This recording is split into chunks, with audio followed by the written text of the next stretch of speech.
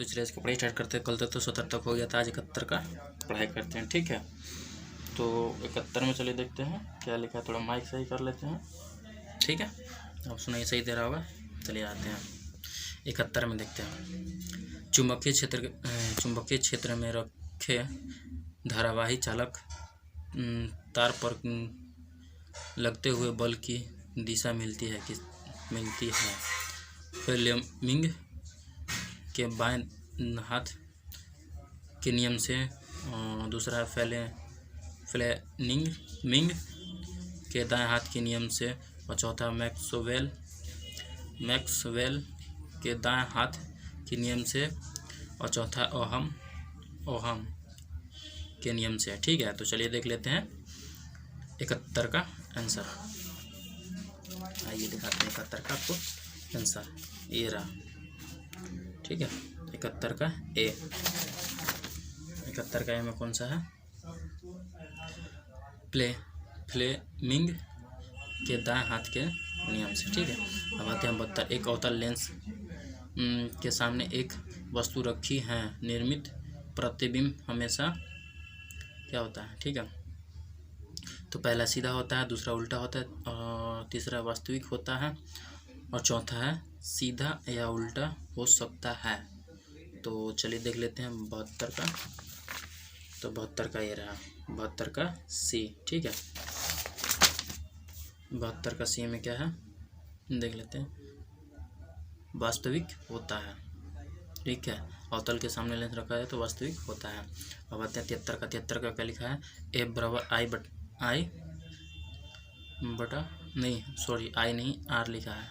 आई बटा 2 मान्य है किसके? तो मान्य है किसके? तो पहला है सिर्फ उत्तल दर्पण के लिए, अवतल दर्पण के लिए नहीं। और दूसरा है सिर्फ अवतल दर्पण के लिए, उत्तल दर्पण के लिए नहीं।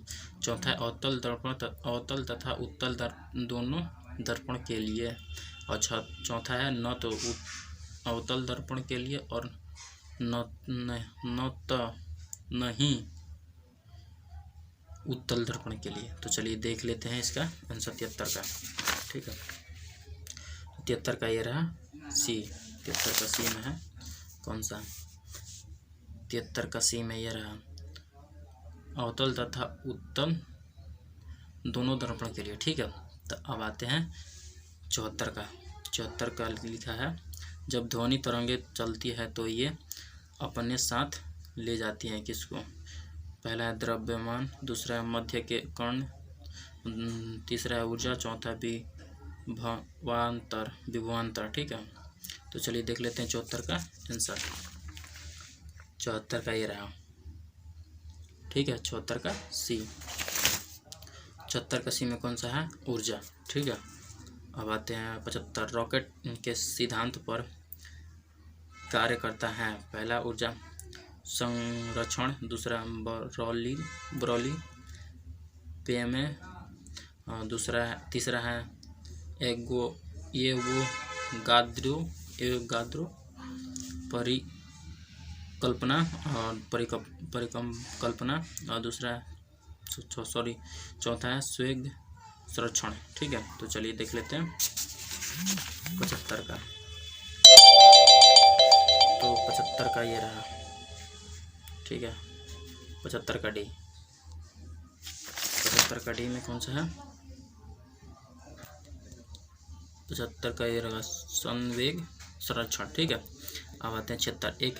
एक किरण एक अवतल दर्पण पर अपतित होता है। अगर यह किरण मुख्य अक्ष के समानांतर आती है तो परावर्तित किरण क्या होगा? ठीक है, तो पहला है फोकस से गुजरेगी, और दूसरा है वक्रता केंद्र से गुजरेगी, और चौथा है ध्रुव से गुजरेगी, और चौथा है अपने ही रास्ते से गुजरेगी। तो चलिए देख लेते हैं 76 का। ठीक है, 76 का ये रहा 76 का। ठीक है, 76 का ए। 76 का ए में कौन सा है? फोकस से गुजरेगी। ठीक है, अब आते हैं 77 एक लंबी परिनालिका जिससे विद्युत धारा प्रवाहित हो रही हो, एक अक्ष पर चुंबकीय क्षेत्र B उत्पन्न होता है। अगर विद्युत धारा दुगनी हो जाए तो नया चुंबकीय क्षेत्र होगा। पहला है B, दूसरा है 2B और तीसरा है 4B, चौथा है B/2। ठीक है, तो चलिए देख लेते हैं 77 का आंसर। तो 77 का आंसर में है B। ठीक है, तो B में क्या है 2/B। ठीक है, हो जाएगा क्योंकि इसका B